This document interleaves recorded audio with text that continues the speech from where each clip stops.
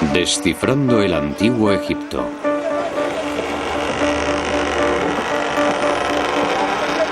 En los albores de la historia, toda una civilización se unió para construir los monumentos más misteriosos de la Tierra. ¿Por qué? ¿Qué visión les impulsó a hacerlo? Robert Buffal, escritor e investigador británico nacido en Egipto a la sombra de las grandes pirámides. Tumbas de los faraones, según los egiptólogos.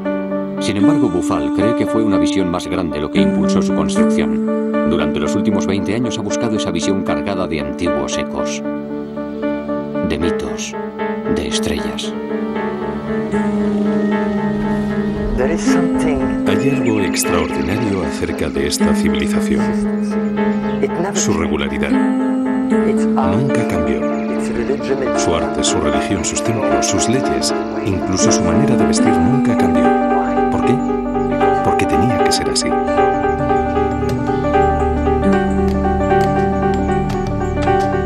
Hace 10 años, Buffal hizo un descubrimiento que despertó la curiosidad del mundo entero. Las misteriosas cámaras del interior de las pirámides de Giza, que antiguamente se pensaba que tenían la función de ventilar, apuntaban a las estrellas. Las del lado sur apuntan a la constelación de Orión y a la estrella Sirio. Para los antiguos egipcios, el dios Osiris y su hijo Horus. Las cámaras del lado norte apuntan a la estrella polar y a la Osa Mayor. Y todo el complejo, es decir, las 3 pirámides en fila y una pequeña que se encuentra a la izquierda, parecen ser el reflejo del cinturón de estrellas de Orión.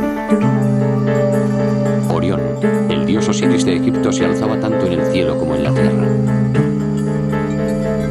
¿Hablan las pirámides de estrellas? Las pirámides no son demasiado populares entre los egiptólogos porque han atraído a muchos excéntricos. Las grandes pirámides tienen un gran poder sobre la gente. Yo creo que pueden acabar con el sentido común. El señor Buffal y otros muchos vienen aquí 1 o 2 días con sus teorías y luego desaparecen tanto ellos como sus teorías. Sin embargo, la teoría de Buffal no ha desaparecido. Y aunque el escritor es reacio a dar nombres, lo cierto es que ha conseguido que algunos egiptólogos analicen las estrellas.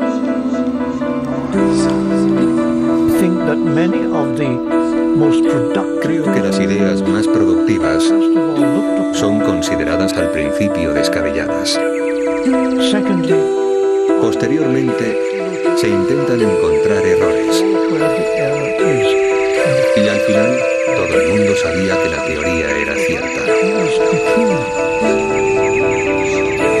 El astrónomo británico Archie Roy ha descubierto una nueva rama de la ciencia, la arqueoastrología, que estudia cómo los antiguos pueblos interpretaban el firmamento y cómo expresaban su admiración mediante sus monumentos.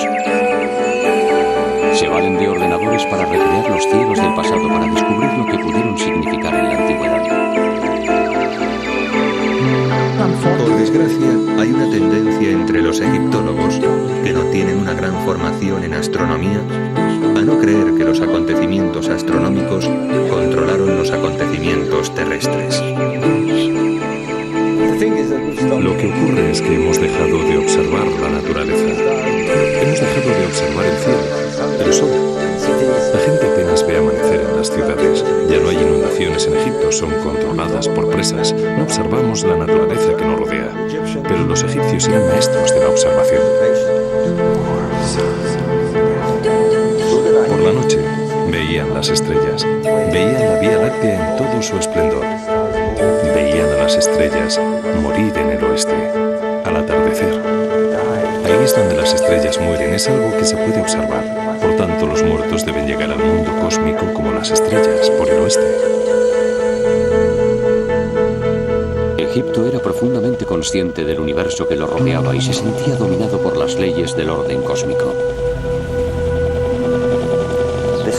Este orden cósmico fue establecido al principio de los tiempos.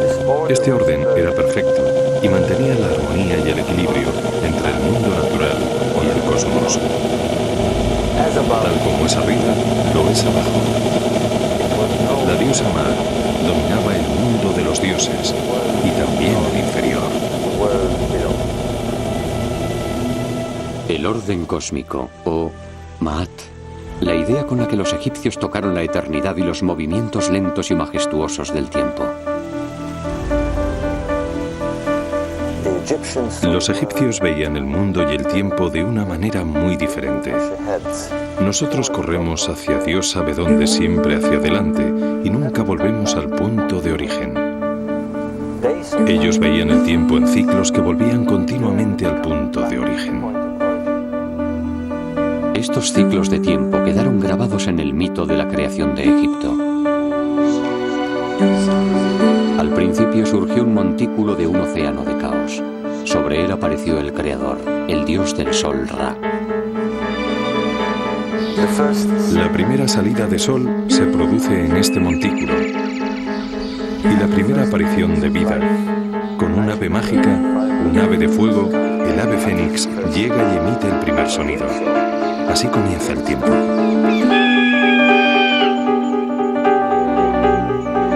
El sonido del ave fénix fija los ciclos del orden cósmico, los ciclos del tiempo. Y cuando termina el ciclo, el ave fénix volará de nuevo para fijar otro nuevo círculo en movimiento. Sobre ese montículo de creación se creó posteriormente Heliópolis, la ciudad del sol, el gran centro del saber de Egipto, donde los sacerdotes formularon sus ideas del universo. La propia tierra de Egipto explica por qué sus gentes se sentían dominadas por Maat, el orden cósmico que gobernó los ciclos de la naturaleza.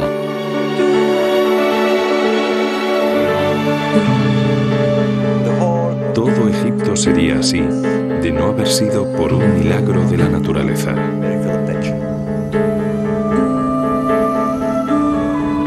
Egipto es un regalo del Nilo, y el Nilo desde tiempos inmemoriales tiene un ciclo. Todos los años, como un reloj, las aguas del Nilo crecen e inundan la tierra, convirtiendo todo Egipto en un milagro de abundancia y prosperidad. Para comprender el antiguo Egipto, hay que comprender el Nilo y sus ciclos.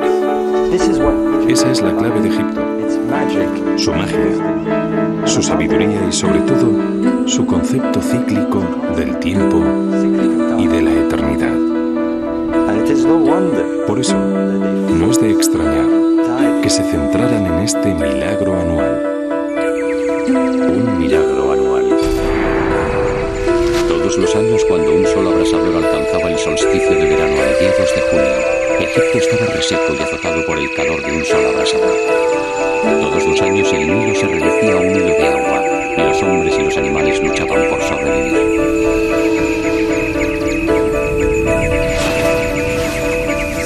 Pero los antiguos egipcios desconocían que los grandes lagos de África, llenos hasta los bordes, provocarían torrentes de agua en el norte para rescatar a Egipto.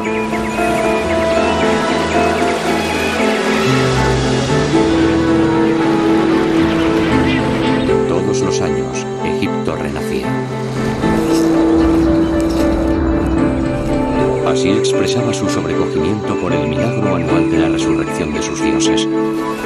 Verde como las nuevas cosechas era el dios del renacer, el señor de la vida eterna, Osiris. Bandadas de ibis llegaban antes de la inundación como si fueran heraldos de un inminente renacer y como símbolo del gran Tod, el señor de la sabiduría y heraldo de los dioses. Los antiguos egipcios eran unos magníficos observadores de la naturaleza y no pudieron evitar darse cuenta de que el ciclo del Nilo coincidía con el ciclo del Sol y las estrellas. Asimismo, Egipto vio elementos cósmicos aún más grandes en el ritual anual del renacimiento. La estrella más brillante del cielo, Sirio, no se veía durante 70 días. Pero al comienzo del solsticio de verano, justo antes de la salida del sol y la llegada de las inundaciones, Sirio reaparecería de repente y brillaría sobre el horizonte. Estos 70 días eran considerados un periodo de magia y metamorfosis de la estrella. Estos 70 días eran tan importantes que cuando preparaban a las momias, las dejaban durante 70 días antes de celebrar el renacer. Y esperaban. Y por un maravilloso milagro, la estrella reaparecía. Cuando el sol se alzaba con el solsticio de verano y cuando la inundación se producía. No es de extrañar que esta estrella se convirtiera en la estrella del renacer, en uno de los grandes mitos del hombre. El mito del primer tiempo, el Zep-Tepi, o la Edad de Oro. Es decir, cuando los dioses dominaban la tierra y Osiris y su consorte Isis trajeron esplendor, sabiduría y conocimiento a la tierra de Egipto. Pero Set, su hermano, creció lleno de celos y sintiéndose traicionado, por lo que mató a Osiris. El mundo se sumió en un caos cuando Set cortó el cuerpo de Osiris y escondió sus trozos y su sangre por todo Egipto. Pero Isis, su fiel consorte, le buscó por cada rincón, reunió los trozos de su amado Osiris y los envolvió en lino haciendo de él la primera momia de la vida eterna.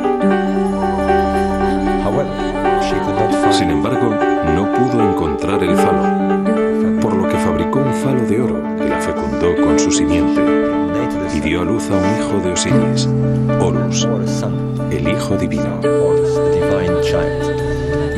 Horus se convirtió en el primer hombre dios, en el primer faraón que dominó Egipto. Todos los faraones que le siguieron se creyeron reencarnaciones de Horus.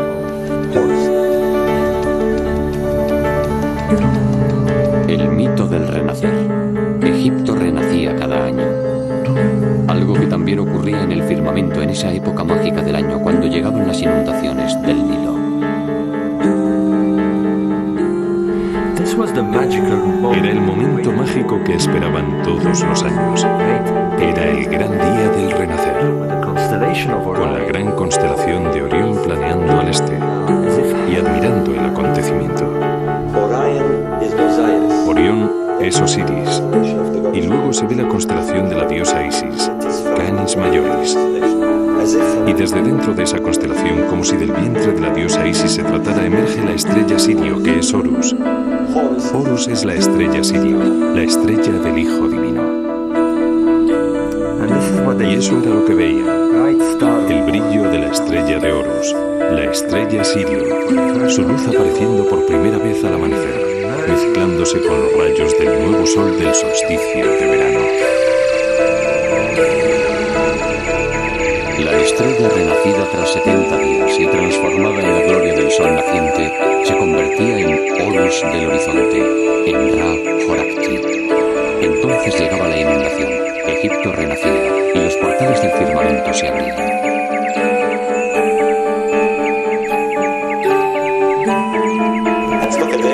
Y miren esto, aquí está Set bendiciendo al faraón en oposición a Horus, su archienemigo.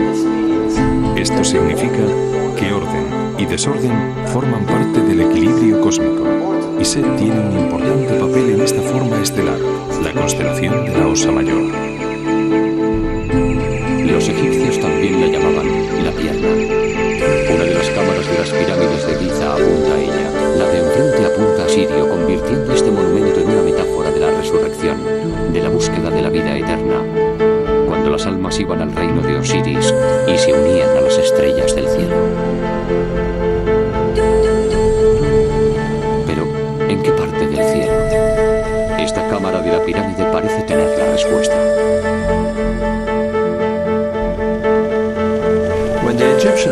Cuando los egipcios miraban al cielo de noche en el norte, veían un grupo de constelaciones que giraban alrededor del polo las 24 horas. Se trataba de las estrellas circumpolares, que los egipcios llamaban las imperecederas, las estrellas que nunca morían. Y esto se explica porque esas estrellas nunca se ponen. Por tanto, no es de extrañar que se quisieran unir a estas estrellas eternas. Entonces ahora sabemos que era un importante ritual que implicaba que esas estrellas se alinearan con las pirámides y los templos. El faraón y una sacerdotisa que representaba a una diosa llamada Shashet estiraban una cuerda para definir la dirección del templo, para que se alineara con las estrellas. Y a eso apuntaba. Apuntaba al grupo de estrellas que giraban en torno al polo, a las imperecederas, a las estrellas que nunca se ponían, pero sobre todo apuntaba a esta constelación, la constelación que nosotros conocemos como Osa Mayor y que ellos conocían como la pierna. Pero también había otra razón para que se dirigieran a esas estrellas. Las estrellas circumpolares giran y giran las 24 horas, por lo que se pueden utilizar a modo de reloj. Pero los egipcios también se dieron cuenta de la posición entre la estrella que veían en la Osa Mayor y la estrella Sirio. Era un ángulo de casi 90 grados, como la mitad de un cuadrado. Por tanto, lo que hacían cuando una estrella determinada estaba en un lugar determinado era predecir la salida de Sirio.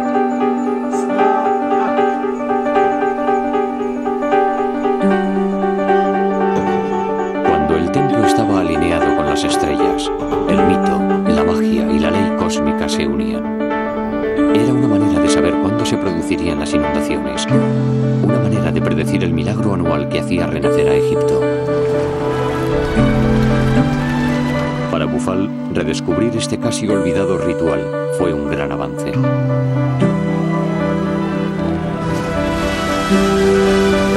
Y aquí está Saset, que alinea el templo a las estrellas de la Osa Mayor. Está escrito por todas partes. El segundo descubrimiento se produjo cuando encontró códigos grabados en las piedras. Este es el faraón Djoser, que inició la época de las grandes pirámides. Esta estatua se encontró también en un misterioso cubículo de piedra apoyado en su pirámide en un extraño ángulo. Tuvimos mucha suerte de encontrar esta pieza en perfectas condiciones. Durante mucho tiempo se creyó que Djoser estaba mirando los mágicos y sagrados rituales de la corte, pero era imposible ya que está mirando hacia arriba, hacia el firmamento. ¿Por qué? Estaba mirando a un lugar en concreto, a 16 grados al horizonte y a 4 grados a la derecha del eje norte-sur del cielo. Está mirando el paso de esta estrella, está mirando a la Osa Mayor. ¿Pero por qué? La explicación es tan sencilla como espectacular. Si en este preciso momento giramos hacia el este, vemos el mágico momento de la salida de la estrella Sirio. El arquitecto diseñó un complejo basándose en el cielo y el renacimiento. Esa era la clave. Posteriormente, descubrí que este ritual se llevó a cabo durante toda la civilización egipcia y también durante el periodo grecorromano.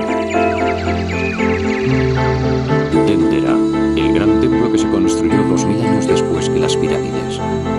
Incluso en su última etapa, el antiguo Egipto susurra los mismos secretos sagrados aquí. Este templo tiene su eje principal alineado con la Osa Mayor, hacia el norte. Y esta es Saset, la diosa que hace coincidir el templo con las estrellas de la Osa Mayor. Está escrito por todas partes. Aquí se explica con todo tipo de detalles. La otra alineación del templo es con la estrella Sirio.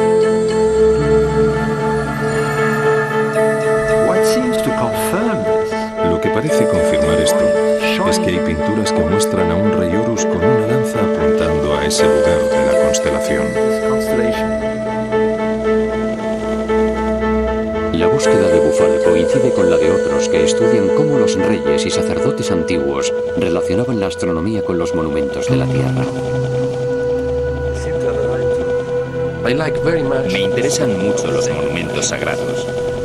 Por un lado tenemos el orden cósmico y por otro el orden de la Tierra. Y se pueden establecer conexiones entre ellos. Tenemos ejemplos muy famosos de ello en otras culturas, como es el caso de Stonehenge, que expresa que el nivel cósmico y el terrenal se pueden comunicar. Y eso es lo que tenemos aquí, en las pirámides. Tenemos estas cámaras que dirigen al rey a la región norte, a las estrellas circumpolares. En el libro de los muertos de Egipto se revela el secreto de las pirámides de Giza. La clave está en un espectáculo dramático de muerte y renacimiento.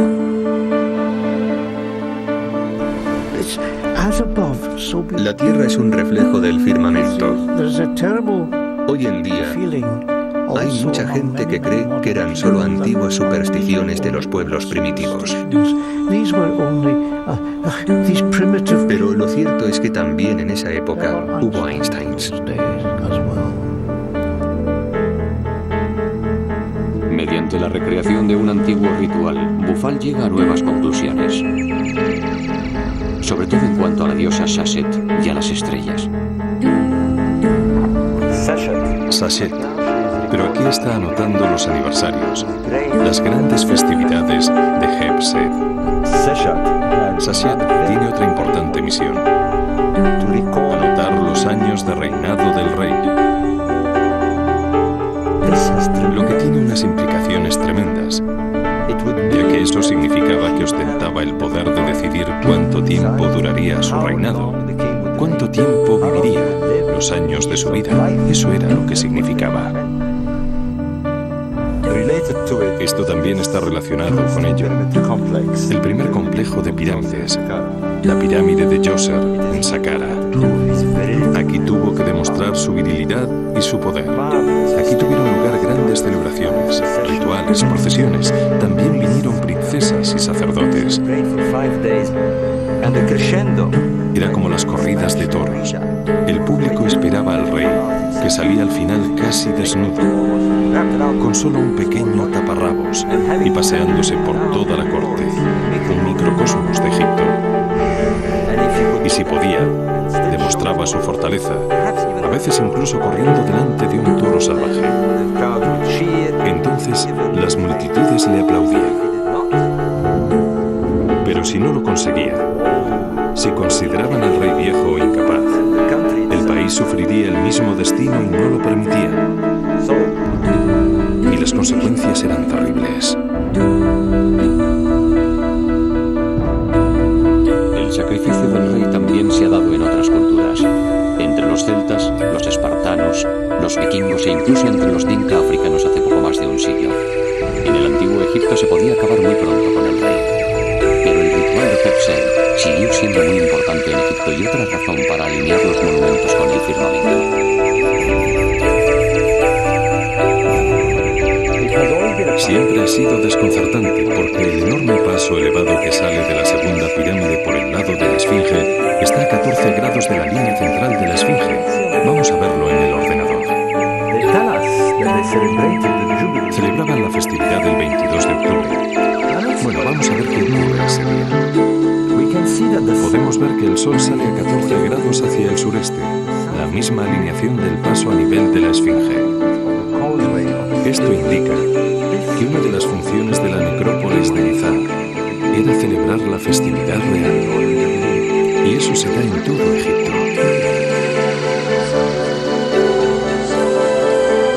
El gran monumento de Abu Simbel, 15.000 años más reciente que las grandes pirámides y la Esfinge.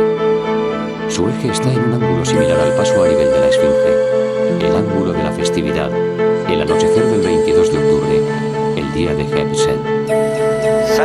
Tristemente, el lago Nasser hace que la luz del sol esté difuminada, pero podremos ver la nitidez de la luz. Los babuinos lo iluminan primero.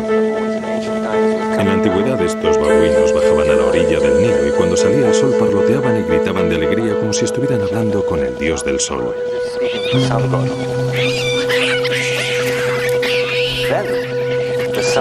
Después, la luz solar desciende y brilla sobre Ra-Horakhti y sobre el disco solar que tiene sobre la cabeza. Finalmente, la luz llega a los rostros de los 4 colosos que representan a Ramsés II, y en ese momento, la luz del sol llega a la parte posterior alcanzando también al propio faraón, Ramsés II. Y así, iluminado con Ra-Horakhti, aparece el dios del sol, a la luz del sol.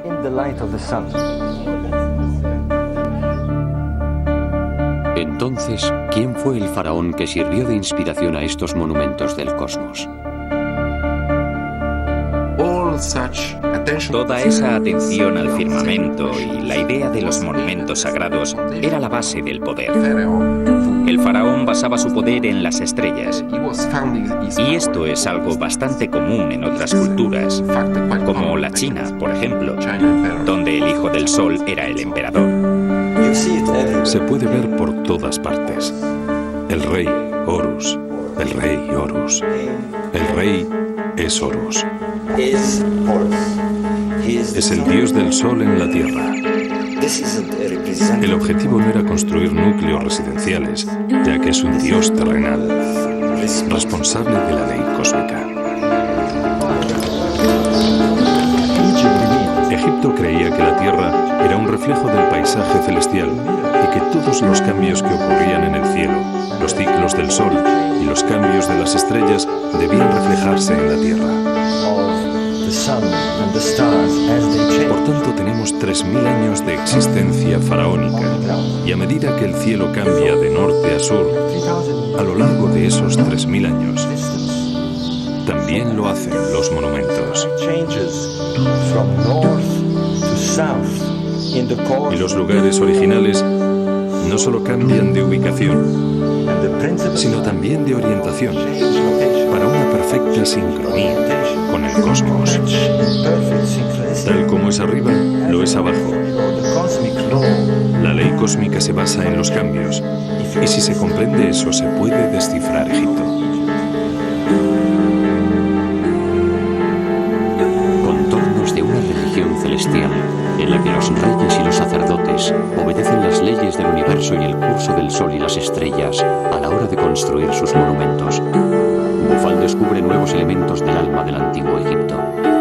Descubrimientos que no hubieran sido posibles sin conocimientos astronómicos debido al concepto egipcio de los ciclos del tiempo.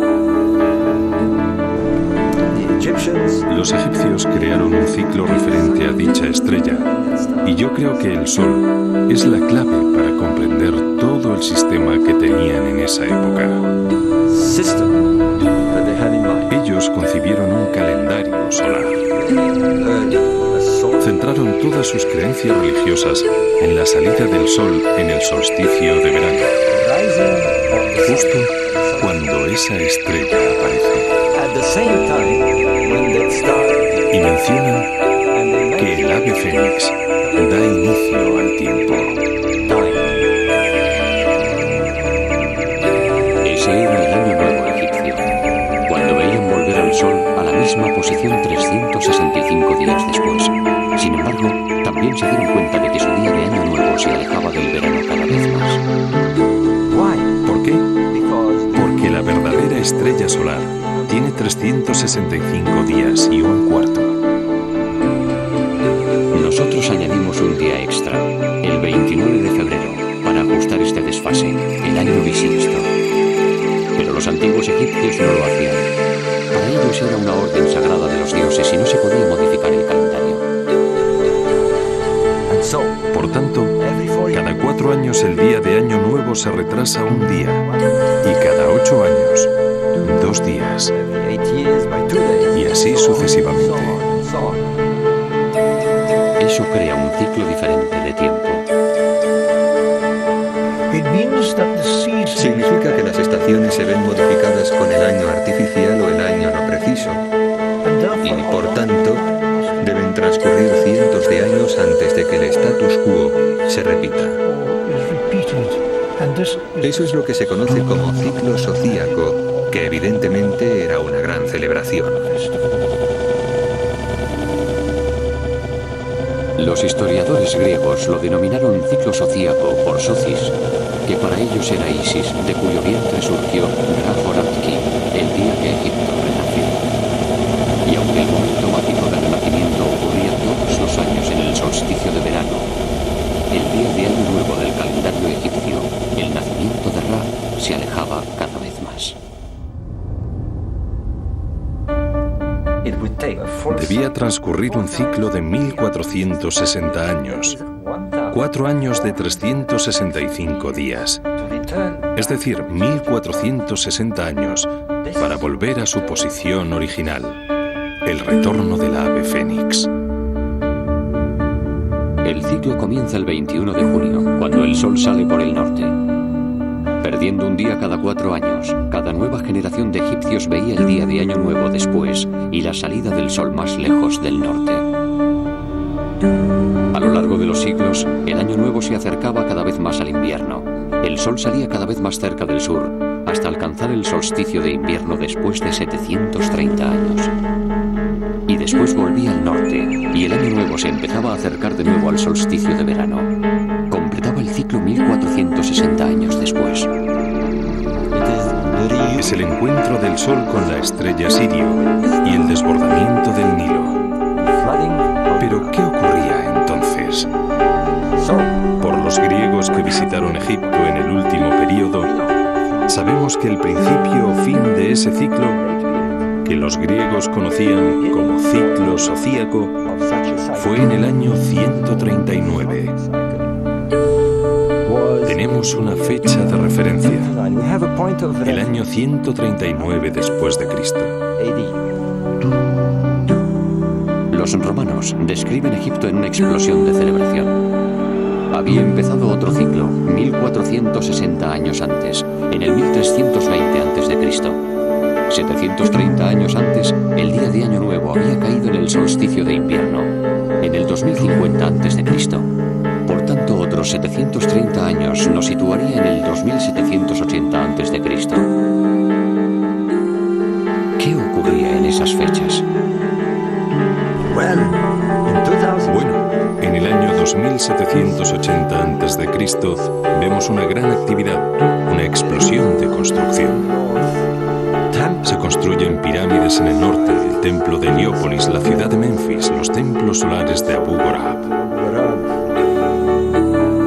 Siglos antes, la capital de Egipto se había trasladado de Hieracómpolis, en el sur, al norte. Fue entonces cuando comenzó la época de las grandes pirámides. Aquí empezó todo. En el 2800 a.C. hubo una fiebre de construcción, una explosión que transformó todo el paisaje. Y este es el primer complejo de pirámides en la historia de Egipto. El complejo era un recinto amurallado lleno de protuberancias, entradas y paneles. Si se cuentan los paneles de los 4 lados de la muralla, vemos que hay 1460. El ciclo del Fénix zodíaco. ¿Puede tratarse de una coincidencia?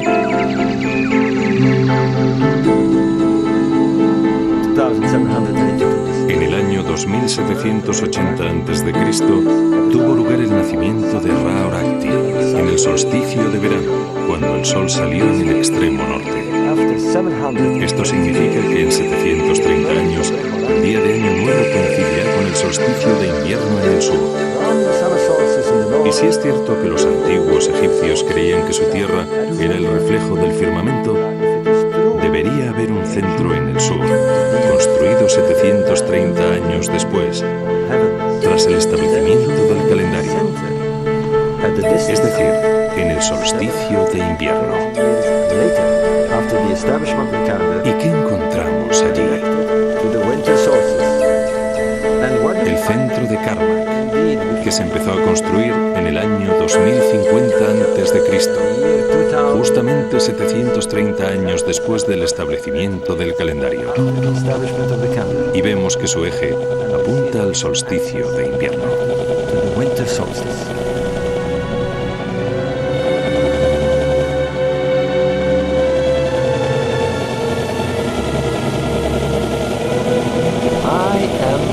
Estoy convencido que el deber de estos grandes reyes solares de Egipto era conservar el orden cósmico y seguir sus cambios a lo largo del tiempo. Estoy convencido de ello. No querían construir núcleos residenciales, sino edificaciones para el sol, para el regreso del ave fénix, que tenía lugar en esas fechas predeterminadas.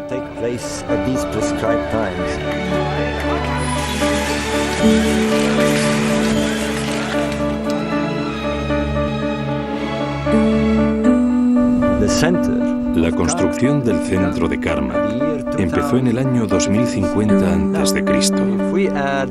Y si añadimos 730 años, nos situamos en el 1320 a.C. Deberían producirse algunos acontecimientos mayores, como que un faraón trasladara la capital del sur al norte. ¿Y con qué nos encontramos? Con el herético faraón Ajenatón, que trasladó la capital a una nueva ciudad, Atel el Amarna. En el decenio anterior al año 1320, cuando se produce el gran nacimiento de Ra y termina el ciclo sofíaco, aparece la figura más enigmática de la historia de Egipto, Ajenatón. Introdujo cambios espectaculares.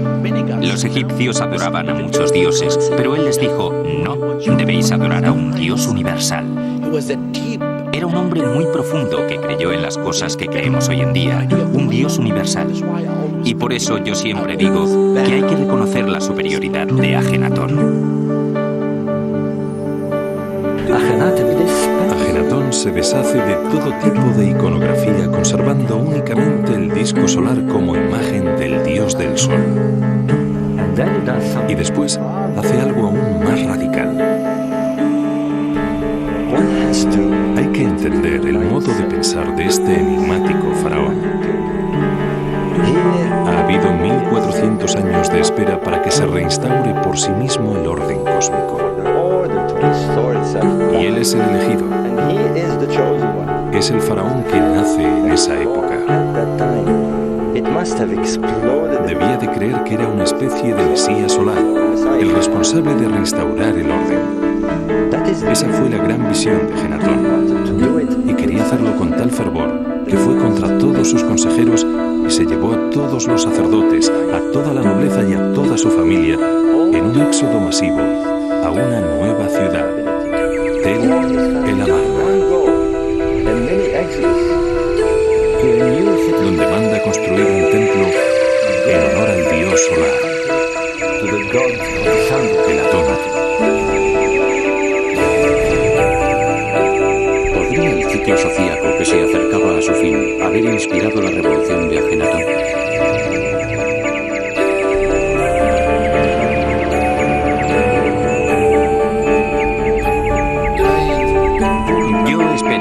Conseguir pruebas concluyentes para hacer esa afirmación. Pero es una idea muy interesante, ya que el ciclo sofíaco estuvo en la mente de los egipcios durante unos 3000 años.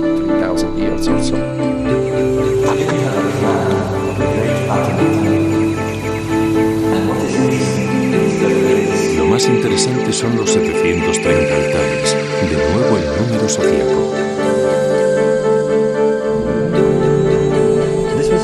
Se trata de un periodo que ha fascinado a generación tras generación, pero no hay nada más fascinante que la enigmática reina Nefertiti, que probablemente se bañaba ahí, en esa piscina.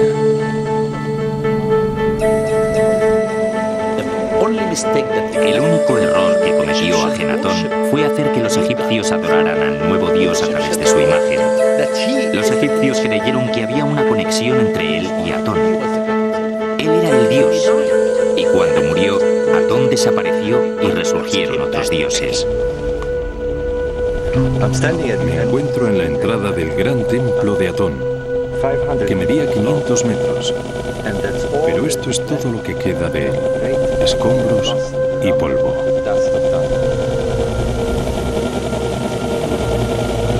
El año posterior a la muerte de Ajenatón es el 1320. Es una época de revueltas, de luchas civiles e incluso de invasiones. La ideología sofíaca parece desvanecerse. Sin embargo, hay otro fenómeno que lleva a Bufal a conclusiones bastante controvertidas sobre el antiguo Egipto y su percepción de las estrellas.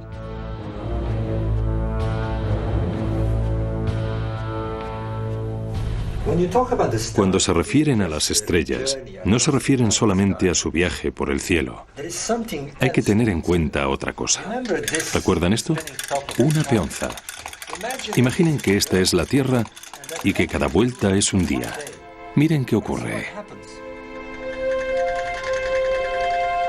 Es muy sencillo para los astrónomos.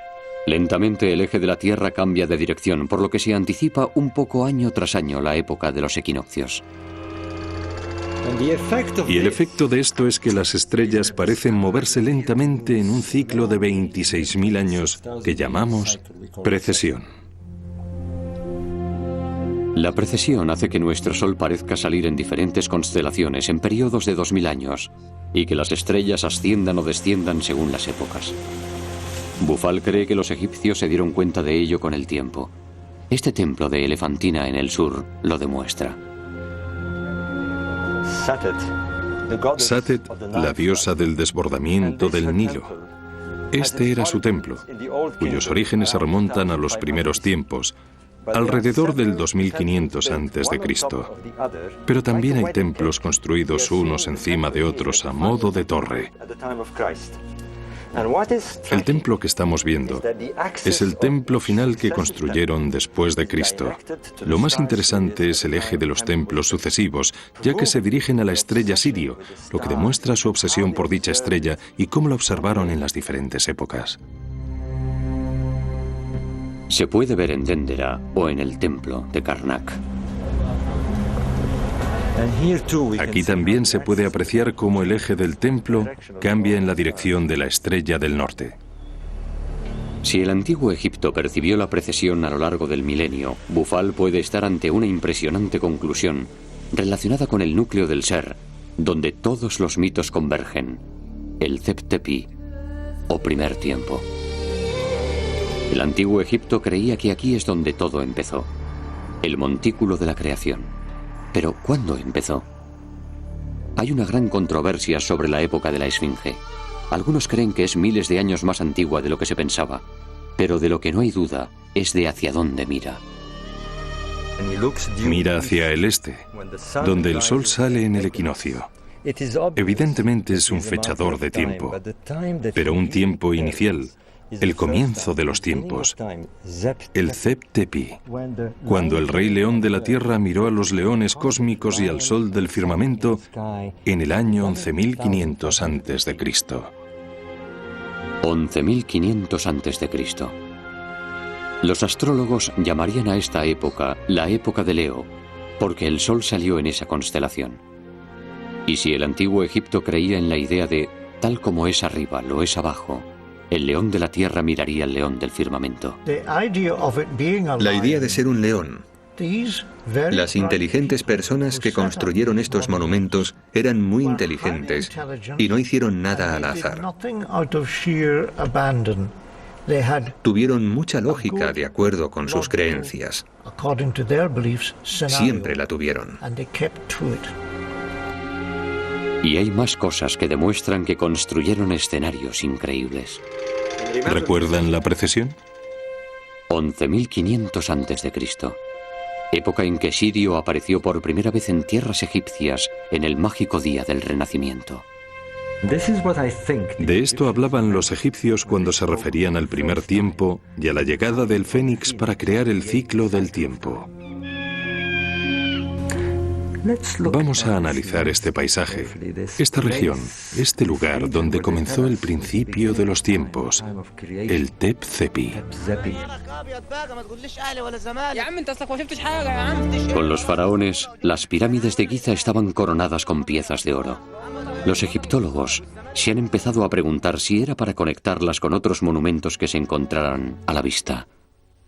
El padre de la astronomía, el griego Euxodo, describe una torre enorme donde los sacerdotes egipcios iban a observar las estrellas, en un lugar conocido antiguamente como Letópolis, a unos 30 kilómetros al norte de las grandes pirámides.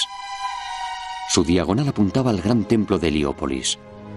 Las tres formaban un triángulo recto, visible día y noche, ya que el sol y la luna iluminaban sus extremos dorados.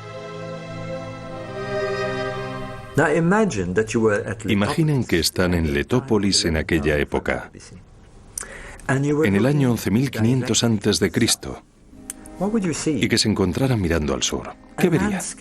Un paisaje muy parecido al del cielo, el Nilo alineado con la Vía Láctea, las tres estrellas del cinturón de Orión justo en el mismo ángulo, y en la misma configuración que las pirámides de la Tierra. Y al este, esto es lo que habría. La constelación de Leo. Este Orakti en el cielo justamente sobre el templo de Ra Orakti. Y un poco más tarde se vería el sol resplandecer sobre el templo. Todo no puede ser coincidencia. El firmamento, encerrado en la imagen de un increíble y distante pasado. Bufal tiene todavía más razones que apuntan al año 11.500 a.C.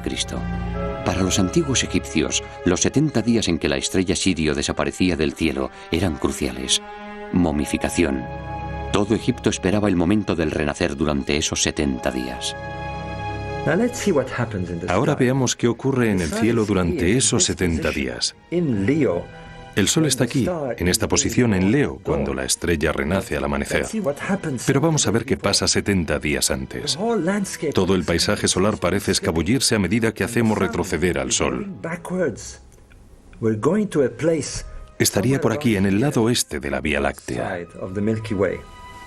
Si la teoría de tal como es arriba lo es abajo se demuestra, el oeste de la Vía Láctea nos debería llevar al oeste del Nilo. Si esta teoría es correcta, estas tres estrellas representan a las tres pirámides de la Tierra. Sabemos que las pirámides están a unos 950 metros de distancia. Si utilizamos la misma escala, esta distancia debería ser unos 9,5 kilómetros. Por tanto, deberíamos encontrar algún templo del Sol, algún puerto donde el Sol esté a punto de atravesar la Vía Láctea e ir hacia la constelación de Leo, el templo de Orakti en el cielo. Pues bien, vamos a ver lo que hay en la Tierra. Tal y como creíamos, aquí lo tenemos, el templo solar de Abu Gorab. Si seguimos la alineación de este eje, vemos que hay exactamente 9,5 kilómetros de distancia con las grandes pirámides de Giza. Esta zona de aquí parece un puerto religioso, donde habría barcos y un paso elevado rumbo a Heliópolis en esa dirección. Estamos ante un paisaje interrelacionado. Heliópolis, Giza, Abu Gorab, que parece reflejar exactamente el paisaje solar. ¿Un espejo del cielo del 11.500 a.C.? Parece bastante rocambolesco. ¿Sugiere Bufal que estos monumentos fueron construidos miles de años antes de lo que se pensaba? Todo empezó aquí, en el año 2800 a.C. No, a excepción de la Esfinge, quizás. Es el primer complejo de pirámides de toda la historia de Egipto. Su teoría sugiere que en los albores de la historia, Egipto sintió la necesidad de grabar determinados recuerdos en piedras de miles de años de antigüedad, con el objeto de recordar siempre cómo empezó todo. La Génesis. Pero, ¿ocurrió tal acontecimiento? Egipto experimentó unos cambios enormes y espectaculares a finales de la época glaciar, ya que enormes inundaciones cubrieron las llanuras. La época en que el hielo empezó a derretirse, cuando los polos tomaron nuevas posiciones, cuando algo exterminó a los animales de Norteamérica. Los mamíferos que eran más grandes que los coyotes se extinguieron. Y ese es el efecto de una gran catástrofe. Cuando la temperatura media del mundo no bajaba de los 5 grados. Y ese cambio se produjo en un periodo de 3 años a un par de décadas únicamente. El fin repentino de la época glaciar. Alrededor del 11.000 a.C., cuando los niveles del mar subieron y dieron lugar en unas cuantas décadas al Mar del Norte y al Báltico. Asimismo ocurrió en el corazón de África. Los grandes lagos crecieron y se unieron unos a otros. Lluvias torrenciales inundaron el África central y una enorme corriente llenó primero las cuencas de los pantanos y después llegó a los valles, dando lugar al pequeño Nilo Azul, que nace en Etiopía.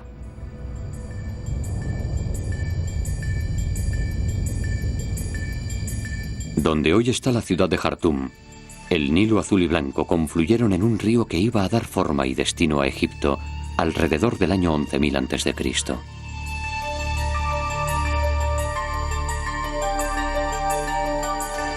¿Fue esto el Zep-Tepi, el origen de los tiempos? Pero, ¿cómo una sociedad primitiva conserva la memoria de miles de años? Imposible. Pero el antiguo Egipto y lo que lo precedió no solo registró los años, registró los ciclos del tiempo, los ciclos zodíacos. En los albores de la historia, el faraón Djoser lo hizo con el primer complejo de las grandes pirámides. Pero si sabían aquello entonces, ¿conocerían también el ciclo anterior y el anterior? El origen de los tiempos. Bufal encuentra la conmemoración en sus mitos y monumentos y también en las estrellas.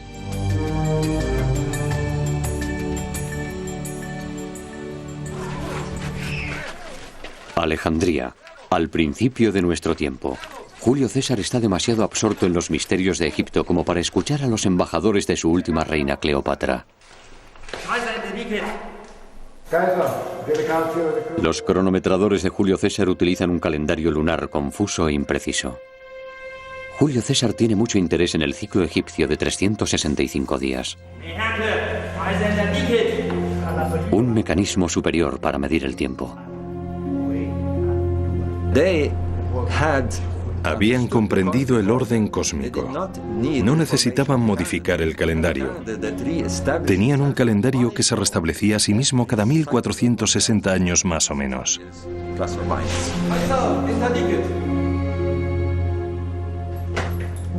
César termina dando nombre a los meses que hoy conocemos, diciembre, enero, y adopta el calendario egipcio, pero no completamente. Toma los 365 días y un cuarto y seguimos ajustando ese desfase.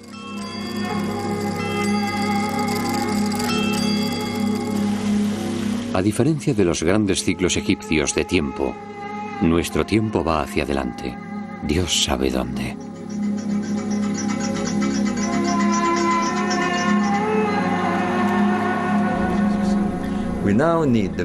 Ahora necesitamos el sonido y la luz para evocar la grandeza de un pueblo que quiso construir el cielo en la tierra. Hoy apenas alcanzamos a ver las estrellas y mucho menos la Vía Láctea. No disfrutamos de su magia. Nos hemos robado a nosotros mismos la grandeza que un día tuvimos.